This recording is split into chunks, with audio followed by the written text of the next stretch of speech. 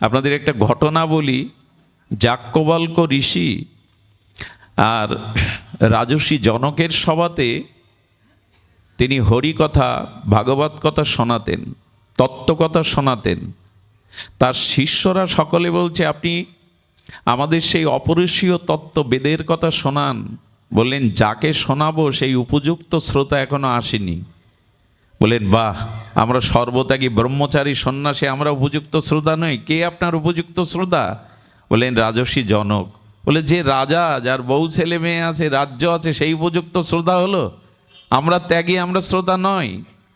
জনক আসতে বিলম্ব করছে বিধায় উনি বেদের এই মহাবাণী ওনার জন্য অপেক্ষা করছেন। ভালো বক্তা কি খোঁজে জানেন? সামনে অনুরাগী শ্রোতাকে, তত্ত্বজ্ঞ শ্রোতাকে খোঁজে।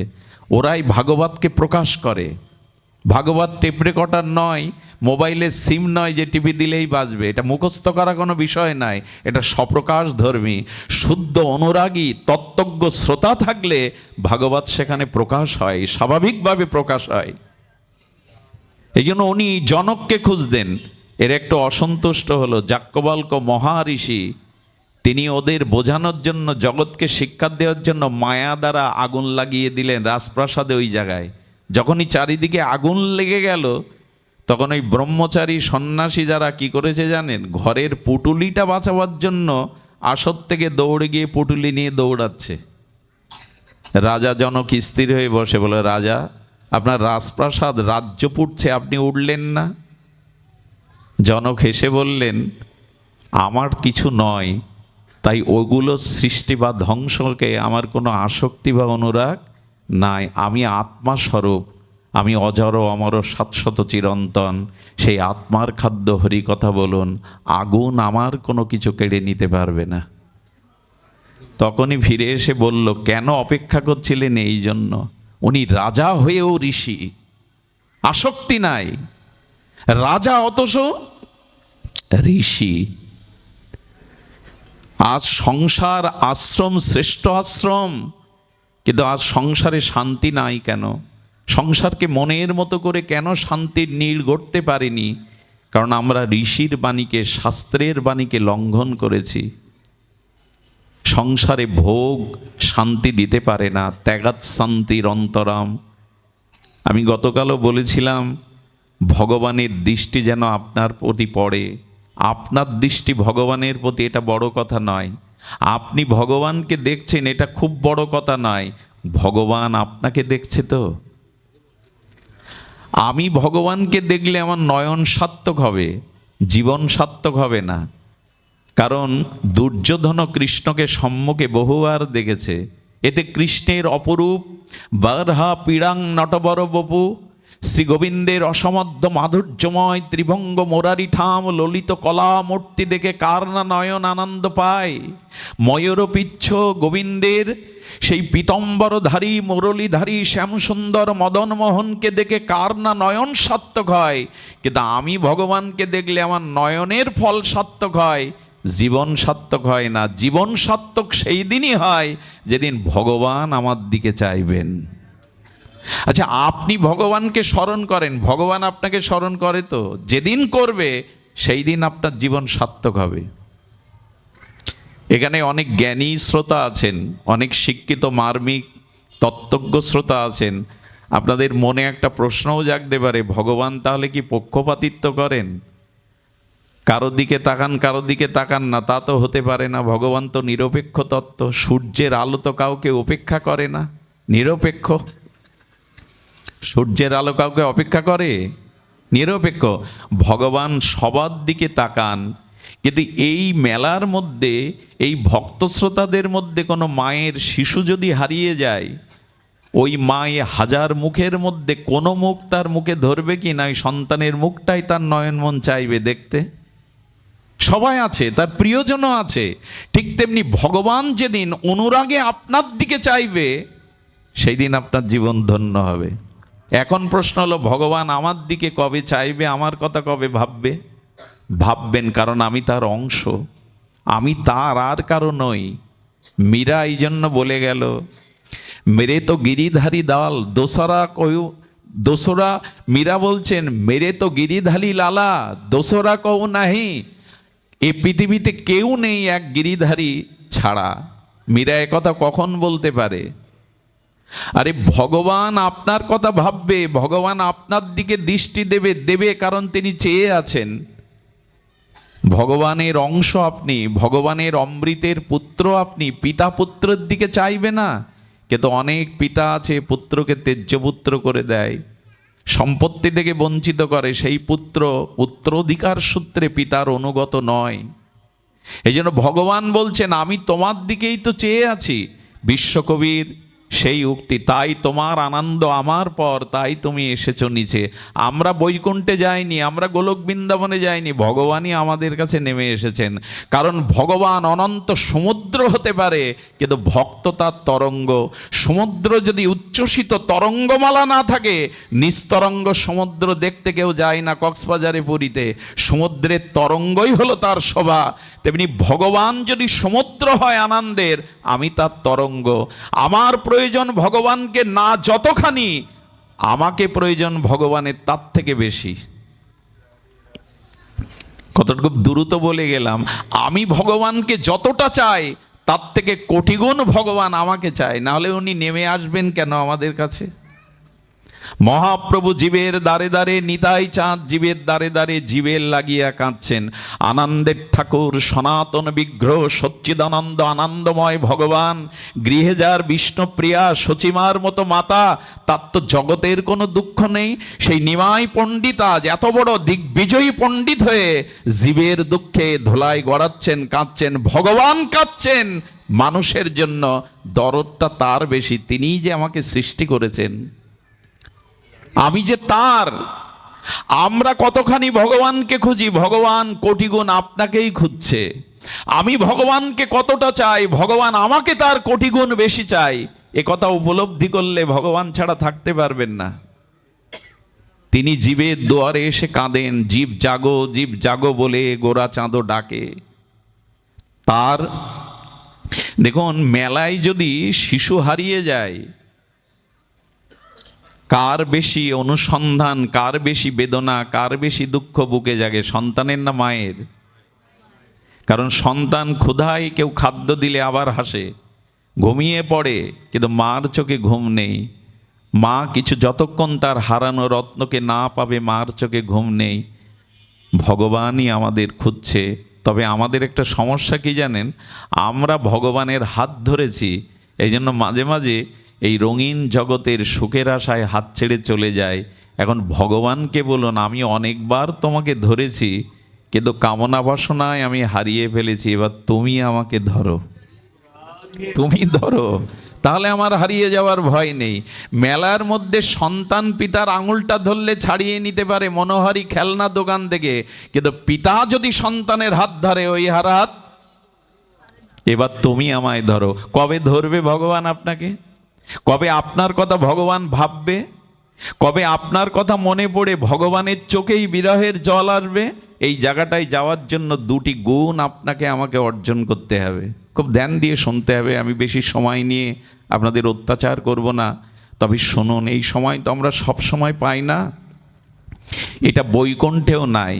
আপনাদের এখন যদি বৈকুণ্ঠে নিয়ে যাওয়া হয়, ভগবান পাবেন, কোনটা নেই, কিন্তু এই শান্তি পাবেন না। কারণ বৈকুণ্ঠে সাধু সঙ্গে হরিকথা নাই, স্বর্গে তো নাই। স্বর্গের দেবতারা মাঝে মাঝে কি করে জানেন? আহা, নিষ্কিঞ্চন প্রেমিক কৃষ্ণ ভক্তের দুয়ারে এসে দাঁড়িয়ে থাকে শান্তি পাবে বলে। দেবতারা, স্বর্গে হরিকথা নাই, স্বর্গে সাধুসঙ্গ নাই। আমাদের এই পৃথিবীতে আছে ভগবানের কৃপায়। এই জন্য এখানে আরও একটু সময়, হাত ঘড়ি না দেখে জীবন ঘড়ি দেখুন। কালকে সূর্য আমার জন্য না উঠতে পারে, তাই না? যার উদ্দেশ্যে আজকে এই অনুষ্ঠানে আসা, ওনার প্রতিদেবতা এখানে আছেন। এই মানুষটা আমার পাঠ শুনেই এই ভক্তিপথে এসেছিলেন, বলেছিলেন বাবা আপনাকে গুরু করতে চাই। বললাম মা, আমি কাউকে দীক্ষা দেইনি, দেবেও না, গুরু পাঠে জীবনে বসবও না। আমার কাছে তার নিবেদন ছিল, তাহলে সদ্গুরুর সন্ধান দিন। আমি তাকে বৃন্দাবনে রাধাকুণ্ডের আমাদের পণ্ডিতপ্রবার ভজনানন্দী মহাপুরুষ বৈষ্ণবপদ বাবার কাছেই দীক্ষা নিতে বলেছিলাম। যেদিন শুনলাম বহু স্বপ্নের পরে, বহু আরাধনার পরে তার দুটি বাচ্চা হয়েছে, সেদিন হৃদয়ে একটা আনন্দ অনুভূতি ছড়িয়ে পড়েছিল। পরের দিন সকালেই আমাদের স্বপ্না মার কাছে শুনলাম তিনি বিদায় নিয়েছেন, অশোকবাবুর কাছে শুনলাম বিদায় নিয়েছেন। সারা জীবনের লালিত স্বপ্ন থাকে মেয়েদের মায়েদের মা ডাক শোনার, তাও শুনতে পেল না সে। এই যে চলে যাওয়া, আপনি কি বলতে পারেন এই পরিণতি আমার নয়, আগামীকালের সূর্য আমার জীবনে উঠবে? এই জন্য হাত ঘড়ি সবসময় দেখেন, মাঝে মাঝে জীবন ঘড়িও দেখবেন আর কতটুকু সময় বাকি আছে ওখানে। মৃত্যু কোথা থেকে আসে না, মৃত্যু আমাদের সাথেই থাকে। অমুকের মৃত্যু নেমে এলো না, নেমে এলো না, মৃত্যু আমাদের জন্মের সাথে সাথেই থাকে। মৃত্যু আমার সাথেই থাকে, অন্য কোথা থেকে আসে না। এই জন্য অন্তত মানুষের উচিত এহেন স্বর্গীয় আনন্দর থেকে আনন্দতর, আনন্দতম, যেটা বৈকুণ্ঠেও নাই, এই সাধুর সঙ্গে কিছুক্ষণ বসুন। পেছনের কথা ভুলে গিয়ে, সংসারের আবিলতা ভুলে গিয়ে, চিত্ত তনুমনে ভগবানের এই দিব্য সুরময়, আনন্দময়, প্রজ্ঞাময় এই হরিকথার সাগরে ডুবে যান। আগুন লাগলে যেমন মানুষ জলে ডুব দেয়, এই সংসার দাবানলে দগ্ধীভূত মানুষের উচিত এই সাধুসঙ্গ হরিকথাতে ডুব দেওয়া। এইখানেই শান্তির একটা অনুসন্ধান পাওয়া যায়। শুনুন তবে, এই যে জীবন, এই জীবন বড় ক্ষণস্থায়ী। এই জন্য তো বলছে জন্ম মৃত্যুটাকে দেখো, একে এড়িয়ে যেও না। যারা জ্ঞানী তারা মৃত্যুর কথা স্মরণ করে, যারা অজ্ঞানী, যারা কল্পনার জগতে ভেসে বেড়ায়, তারাই কেবল মরার কথা বললেই প্রিয়জনের মুখে আঙুল দিয়ে চেপে ধরে বলে মরার কথা বলো না। আরে মরার কথাটাই বেশি বলতে হয়, মৃত্যুর কথাটাই বেশি বলতে হয়। সুধীবৃন্দ, গোবিন্দ আপনার দিকে দৃষ্টি দেবে দুটো কারণে, খুব ধ্যান দিন। একটা হলো আপনার জীবনে যেদিন অহংকার দূর হবে, আর যেদিন আপনার জীবনে সংযম আসবে। আমি দুবার বলবো কথাটা, যাতে আমাদের চিত্তে কথাটা কিছুক্ষণ অন্তত স্থায়ী হয়। এক হলো অহংকার ত্যাগ, দ্বিতীয় হলো জীবনে সংযত হওয়া, সংযম হওয়া। এই সংযমী আর অহংকার ত্যাগ করলেই গোবিন্দ আপনার দিকে দৃষ্টি দেবেই, ফিরাবে না, সে আপনাকে আপনার করে নেবে। এর সব থেকে বড় প্রমাণ আপনাদের মনে পড়ে, কুরুক্ষেত্রে রণাঙ্গনের পূর্বে দুর্যোধন চলেছে এই দ্বারকাধীশ কৃষ্ণের কাছে কি পাওয়া যাবে। তার হাতি, তার নারায়ণী সেনা, তার ঘোড়া, তার রথ, তার অস্ত্র। শকুনি মামার তার কূটনৈতিক বুদ্ধি দিয়ে বললেন যাও কৃষ্ণের কাছে কিছু আদায় করে আনো, উনি বলেছেন কুরুক্ষেত্রে অস্ত্র ধরবে না। যাও ওনার অক্ষয়ণী সেনা, হাতি ঘোড়া রথ অস্ত্র এগুলো নিয়ে এসো। দুর্যোধন চলেছেন। আচ্ছা, দুর্যোধন যখন যাচ্ছেন, কিছু পরে অর্জুনও যাচ্ছেন ওই পথে। অর্জুনও যখন যাচ্ছেন, খুব ধ্যান দিন, অর্জুন যখন যাচ্ছেন, গোবিন্দ অন্তর্যামী, সর্বান্তর্যামী ভগবান এদের দুজনের আগমন দেখে একটা লীলা করলেন। এই লীলাটি প্রকট হবে যে ভগবান দৃষ্টি কার দিকে যায়, কাকে ভগবান অন্তরে ভাবতে থাকেন, সর্বস্ব তাকে অর্পণ করেন। অর্জুন যাচ্ছে, মহামানী দুর্যোধনও যাচ্ছে। গোবিন্দ একটা পালঙ্কের উপরে কপট নিদ্রায় ঘুমিয়ে পড়লেন। দেখবেন মানুষ যখন শীতকালে বস্ত্র বা কাঁথাটা, লেপটা অঙ্গে আচ্ছাদন দেয়, তখন দেওয়ার সময় পায়ের দিক দিয়ে তোলে নাকি? আর যখন ঘুম থেকে ওঠে, পালা না পেলে, সম্মান যেখানে পায় না, সেখানে তার মন বসতে চায় না, কারণ ওইগুলো আশা নিয়েই সে সেখানে গেছে। আর মানুষের কয়েকটা লক্ষণ আছে, দেখবেন যারা খুব ধীর বক্তা, আমি তো ধীর নই, যারা খুব ধীর বক্তা তারা হাত পা খুব নাচায় না পাঠে, নীরবে নিভৃতে নিজেকে সংযত করে কথা বলে। হাত পা আঙ্গিক দেখে বোঝা যায় আপনি চঞ্চল কিনা, চোখ দেখে বোঝা যায় আপনার গভীরতা কতটুকু। যারা খুব চঞ্চল তারা বারবার দেখবেন এখানে বসেছে, লক্ষ্য স্থির নেই। কোনো লক্ষ্যবস্তু ভেদ করতে গেলে লক্ষ্য স্থির করা লাগে কিনা? একবার ডানে তাকায়, একবার বামে তাকায়, কারা এসছে, কতটা লোক হয়েছে, ওপরে কি ব্যবস্থা, নিচে কি ব্যবস্থা, সবসময় চোখ ঘোরাতে থাকে। আর মূর্খরা যখন কোনো আসনে বসে পা দোলাতে থাকে, নাচাতে থাকে, পায়ের ওপরে পা দেয়, ওখানে কে গুরুজন আছে, কে সম্মানী ব্যক্তি আছে, এই বোধ তাদের অভিমানে থাকে না। দুর্যোধন তাই করতে শুরু করেছে। অর্জুনের পরে প্রবেশ করল। অর্জুন দেখছেন তার প্রাণনাথ গোবিন্দ ঘুমিয়ে আছেন। অর্জুন গিয়ে কোথায় বসলো? চরণের কাছে। অভিমান যদি ত্যাগ না করতে পারেন, গর্ব যদি ত্যাগ না করতে পারেন, ভগবান আপনার দিকে তাকাবে না। অর্জুন চরণের কাছে মাটিতে বসে দুর্যোধনে বিরক্তি হচ্ছেন, কখন ঘুম থেকে উঠবে। ঘুমন্ত মানুষকে ডাকা উচিত নয়। উনি কি বুঝতে পারছেন না আমরা অপেক্ষায় আছি? অর্জুন ভাবছে যদি ওই রাঙা রাতুল চরণটা একটু সেবা করতে পারতাম, আরও ঘুমাতেন গোবিন্দ, আরও যদি একটু শান্তিতে ঘুমাতেন। উনি সেবার চিন্তা করছেন আর উনি স্বার্থের চিন্তা করছেন। অর্জুন রাঙা রাতুল চরণের দিকে তাকিয়ে গোবিন্দের চরণ ধ্যান করছে, তার সুখের চিন্তা করছে মাটিতে বসে। গোবিন্দ এই লীলা করবার জন্য, জগৎকে শিক্ষার জন্য এবার বস্ত্রটা মাথা থেকে ফেলে, আচ্ছা ঘুমিয়ে থাকা মানুষ কাকে আগে দেখে, যে মাথার কাছে না যে চরণের কাছে? এই দেখুন দৃষ্টি কার প্রতি পড়ে। দুর্যোধন কি করেছে? দুর্যোধন দ্রৌপদীর বস্ত্র হরণ করছে পিতার সামনে, ভীষ্মের সামনে, তাদের স্বামীদের সামনে। আর অর্জুন কি করেছিল জানেন? সংযমী না হলে এ গোসাই গোবিন্দ তিলক মালা বাহ্যিক কোনো সাজ মঠ মন্দির আপনাকে প্রেম দিতে পারবে না।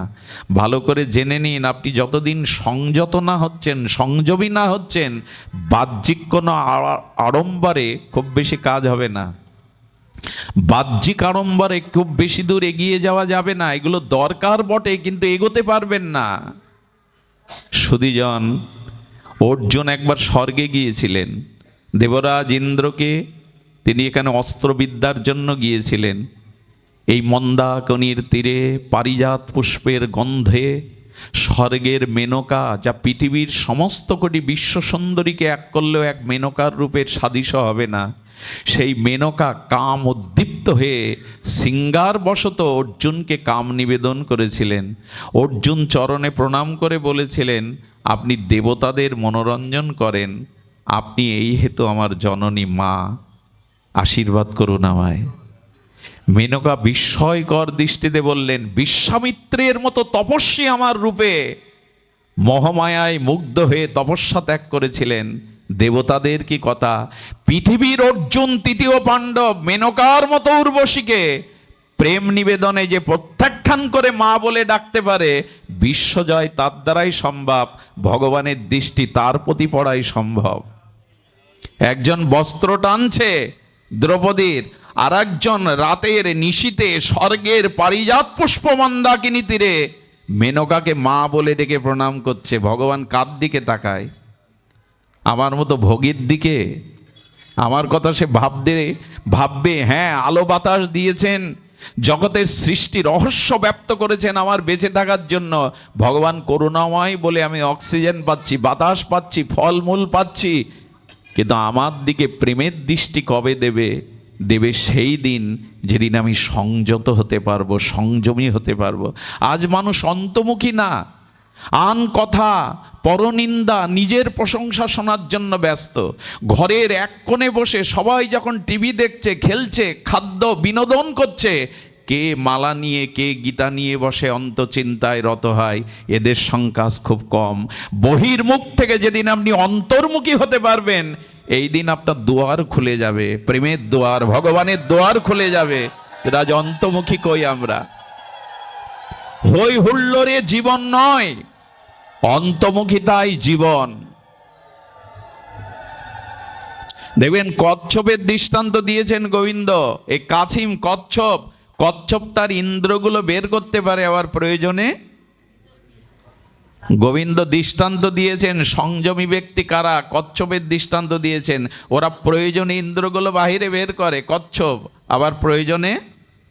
পৃথিবীর অন্য কোনো প্রাণীর এই ক্ষমতাটা নাই। সমস্ত ইন্দ্রগুলো ভেতরে শক্তিতে অন্তর্মুখী না হলে পারবেন না। নিজেকে জাহির করা, নিজেকে বিজ্ঞাপন করা, এই জগতের কিছু পাবেন না আপনি। আজ লোকখ্যাতি, লোকপ্রচারের বিজ্ঞাপনে মেতেছি আমরা। কোন গুরুদেবের কত শিষ্য হলে, বিমানে এলে, মাথায় ছাতি ধরলে শ্রেষ্ঠ গুরুদেব, এরকম না। বিজ্ঞাপনে আর যাই হোক, বিজ্ঞাপনে ভগবত প্রেম পাওয়া যায় না। এই জন্য ঋষি মুনিরা আজও নিজেকে অন্তরালে ভগবানের ধ্যানে নিমগ্ন। এই অন্তর্মনা যতদিন না হতে পারবেন, ততদিন ভেতরের স্বাভাবিক সক্রিয় সত্তার শক্তি প্রকাশ হবে না। কথাগুলি একটু দার্শনিক কথা, কিন্তু বিচার করতে হবে। অন্তর্মুখী হয়েছেন বিদায় এখানে আপনি শান্তি পাচ্ছেন।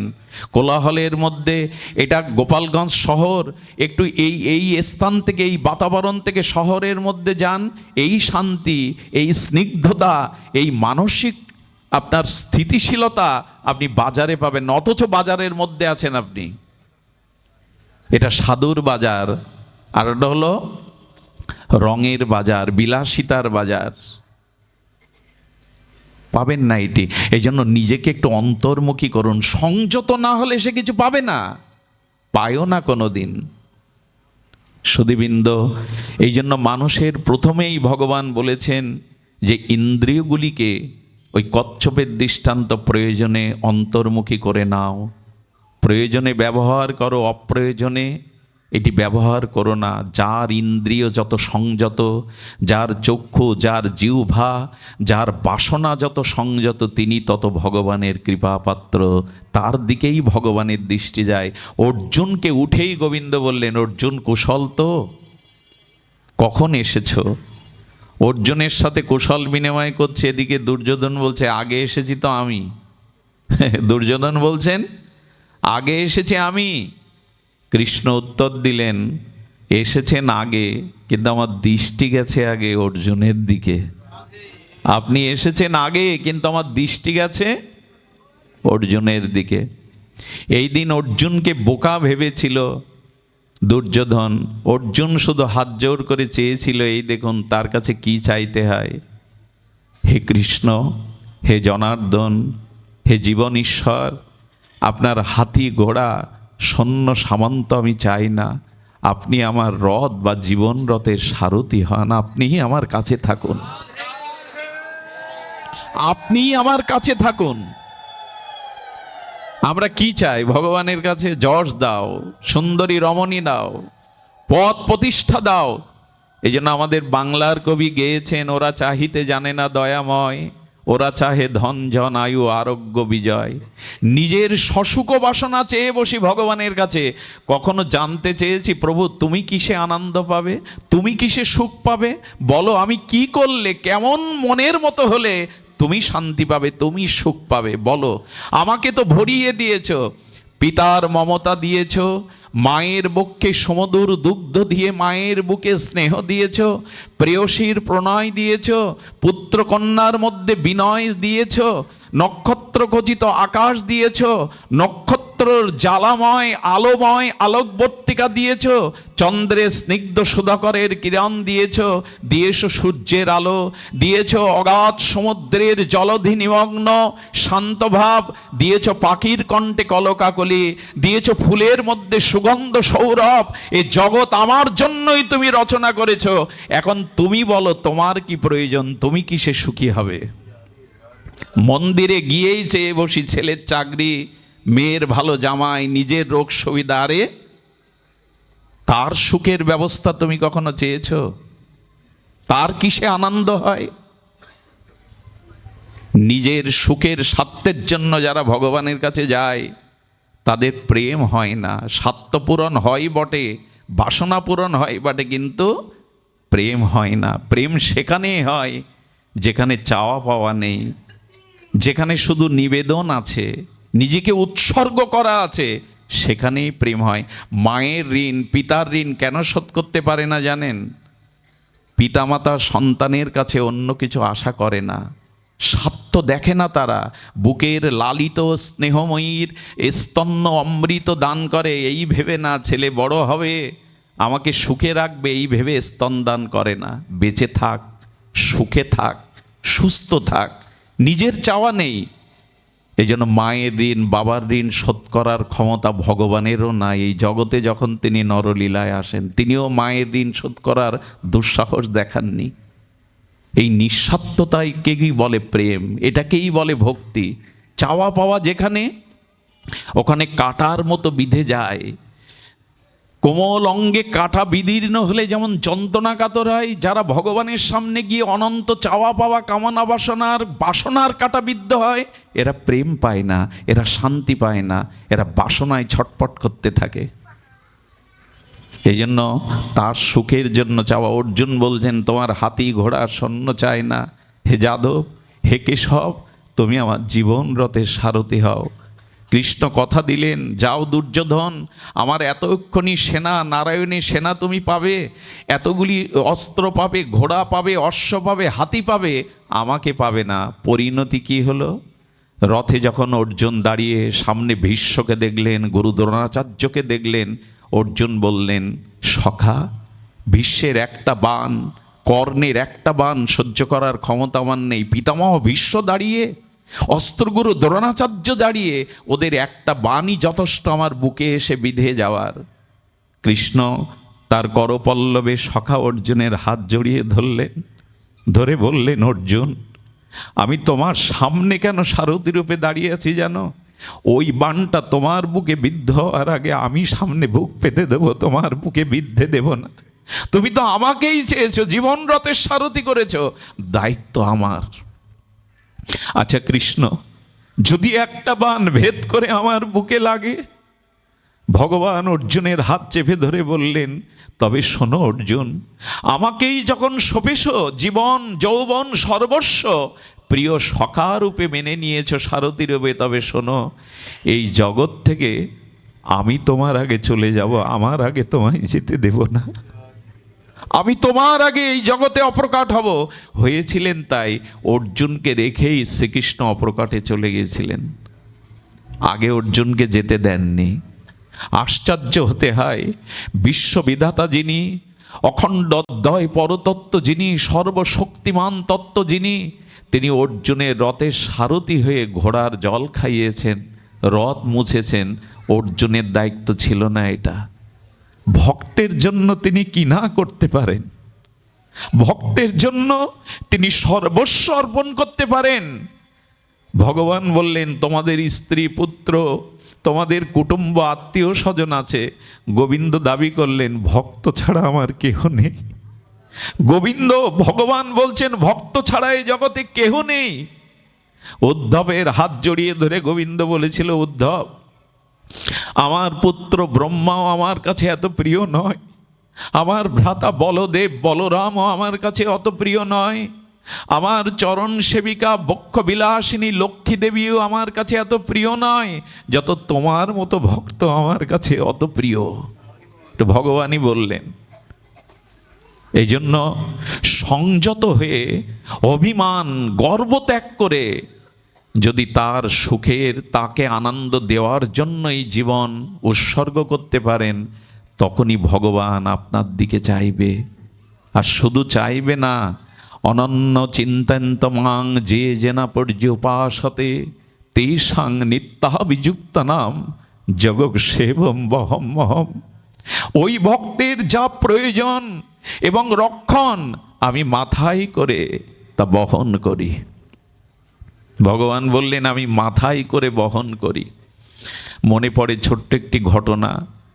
কাশীতে এক দরিদ্র ব্রাহ্মণ ভগবান শঙ্করের কাছে জীবন যৌবন সঁপে দিয়ে আছেন। ওই ওং নমঃ শিবায় মন্ত্রে জপ করে চলেছেন কাশীর গঙ্গা তীরে, কিন্তু বাড়িতে খাদ্য নাই। ছেলে মেয়েদের মুখে আহার তুলে দিতে পারেননি। আর 2 দিন উপবাসী থেকে স্ত্রী যখন বলছেন, এত ডাকছো তাকে, সে তো সাড়া দেয় না। মা হয়ে সন্তানের মুখে কিছু তুলে দিতে পারছি না, এর থেকে বড় গ্লানি আর কি আছে? বলেন, কেঁদো না, জল পান করে ভগবান শঙ্করকে প্রশস্তি করে ওদের ঘুম পাড়িয়ে দাও। 3 দিনের দিন সকাল 9টায় একটা টেলিগ্রাম এলো, আর এসে 5000 টাকা তৎকালীন সময় ধরিয়ে দিয়ে বললেন, সই করে দিন। এই ভক্ত প্রশ্ন করছে, এই টাকা কে পাঠিয়ে? বলছে, কলকাতার এক বাবু বলে এই টাকা আমি নেব না, আগে টেলিগ্রাম করে জানুন এই টাকা কেন পাঠিয়েছে। তাকে টেলিফোনে তখন টেলিফোনের ব্যবস্থা, টেলিফোন করা হলো, বলল ভোরবেলা শঙ্কর ভগবান সত্য সুন্দর শিবশম্ভু আমার শিয়র এসে বললেন, ওরে মন্দির করবি কি দিয়ে রে, মন্দিরের ওই টাকাটা এই কাশীর আমার প্রিয় ভক্তের কাছে পাঠিয়ে দে, আমি মন্দির করার থেকে সন্তুষ্ট হও, তোকে কৃপা করব, যা পাঠিয়ে দে। তাই তো ভগবান শঙ্করের ইচ্ছায় আমি পাঠিয়েছি। অবাক হয়ে বললেন, এ দায়িত্বও তুমি নাও কেন? অর্জুন মিশ্র লীলাচল আমাদের পুরী ধামে গীতা পড়তে পড়তে দেখছেন এই শ্লোকটি, যোগক সেবম বাহাম্মহম, বললেন তুমি ভগবান, তুমি ভক্তের প্রয়োজনীয় বস্তু, তাকে দান করো, আবার প্রয়োজনীয় বস্তুর সুরক্ষা দাও, তুমি বয়ে দাও, ভগবান এ হতে পারে না, এ সম্ভব না। তখন তো প্রেস ছিল না, হস্তলিখিত এই গীতার শব্দটা কেটে দিয়েছিলেন অর্জুন মিশ্র নামক এই গীতাকার। তিনি দিয়েছিলেন তুমি দিতে পারো, কিন্তু মাথায় করে বয়ে দাও এ আমি মানতে পারছি না। কই আমার বাড়িতেও তো 3 দিন ভোগ লাগেনি, আমার পুত্র কন্যা না খেয়ে আছে, আর আমি তো তোমাকে জীবন যৌবন সর্বস্ব অর্পণ করেছি। এ বাণী তুমি দিলে দিতে পারো, মাথায় করে বয়ে দাও।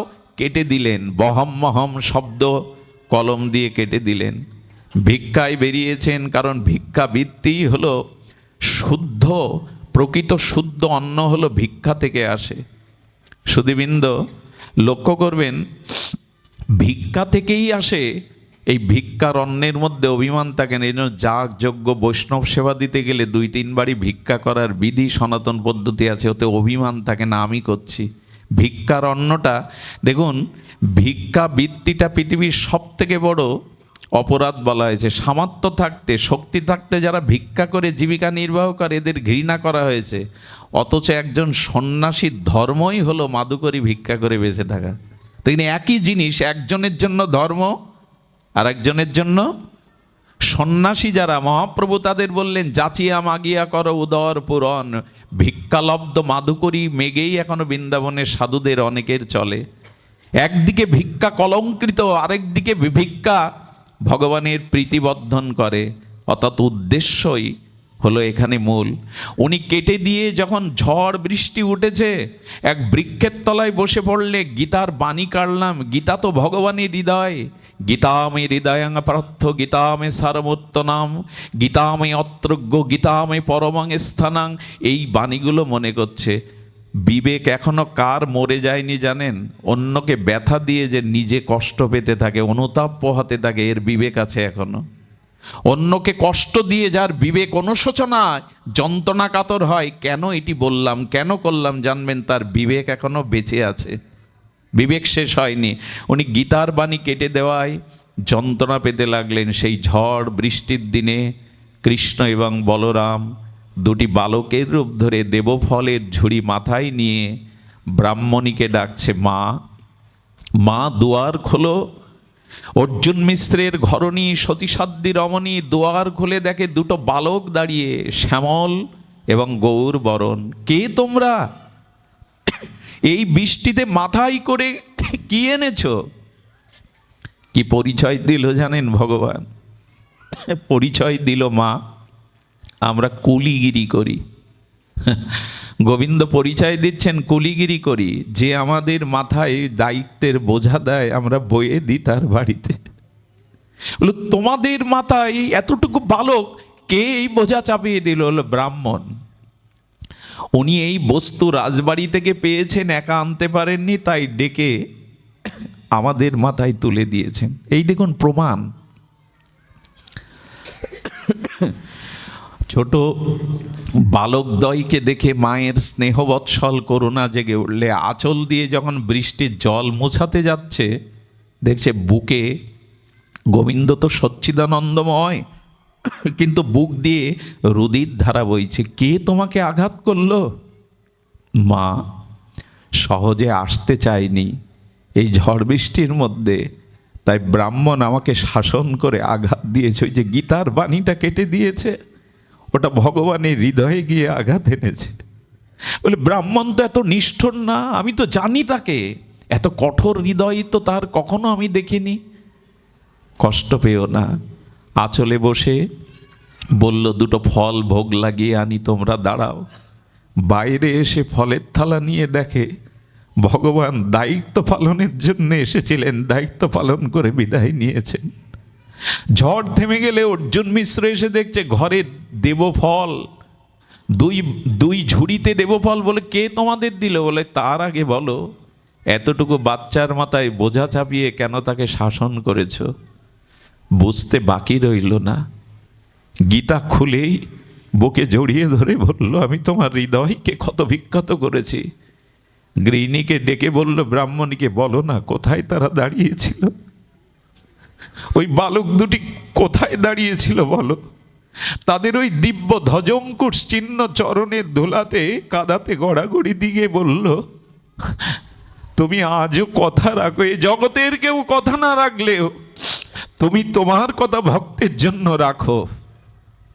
আবার গীতায় লিখলেন, অনন্য চিন্তয়ন্তমাং যে জন পর্যুপাসতে তেষাং নিত্যাভিযুক্ত নাম জগৎ সেবম বহম মম। তবে অনুরোধ করি, ভগবানকে দিয়ে সংসারের বোঝা বওয়াবেন না। যদি তাকে বলতেই হয় এই কথা বলুন, তুমি আমার প্রেমকে ভাবকে বহন করো, যেন ভুলে না যায় তোমায়। তুমি তোমার প্রতি আমার প্রেমকে অনুরাগকে বহন করো, যেন এটা ভুলে না যায়। চামেলি মাকে বলবো, মা চেয়ে দেখো, তুমি আজ দেহে নেই, রক্ত মাংসে নেই, চেয়ে দেখো তোমার জন্য কত দূর দূরান্ত থেকে শুদ্ধ ভক্তরা এসেছে। তুমি ভালো থাকো। এই জগতে তোমাকে আমরা কেউ শান্তি দিতে পারিনি, সুখ দিতে পারিনি, কিন্তু যেখানে তুমি আছো গোবিন্দের দিব্য চরণে তুমি সুখেই থাকো, তুমি ভালো থাকো। এই জগতে আর এসো না। এই জন্ম মৃত্যু অভিশাপ জগতে না এসে ভগবানের চিন্ময় ধামে তুমি রাধারানীর সেবিকা হয়ে থাকো। আজ আমরা এই নিবেদন, এই পূর্ণাহতির সাথে আজকের পাঠ বিশ্রাম রাখছি, যাতে ওনার আত্মার শান্তি হয়। গোপালগঞ্জবাসীকে ধন্যবাদ, যারা এই মায়কে ভুলে না গিয়ে তার উদ্দেশ্যে এমন একটি ভাগবত অনুষ্ঠানের আয়োজন করলেন। জয় হোক আজকের অনুষ্ঠানের, জয় হোক সমাগত ভক্তের। জয় শ্রী গুরু প্রেমানন্দে হরি বল, জয় শ্রী রাধে। সুধীজন, আপনারা ধীর স্থিরভাবে জানেন, এই গেটে যারা থাকেন মায়েরা যাতে কষ্ট না পায়, যাতে বেরোতে পারে। কষ্ট আমি দেখেছি, লাইন ধরে দাঁড়াতে কষ্ট হয়, হুড়োহুড়ি হয়, এভাবে নয়। আপনারা সবাই যাতে নির্বিঘ্নে বেরিয়ে যেতে পারে ব্যবস্থা করবেন। আর আমাদের ধনঞ্জয় কৃষ্ণ দাসের রাধাকুণ্ডের গ্রন্থ আছে, সংগ্রহ করতে পারেন।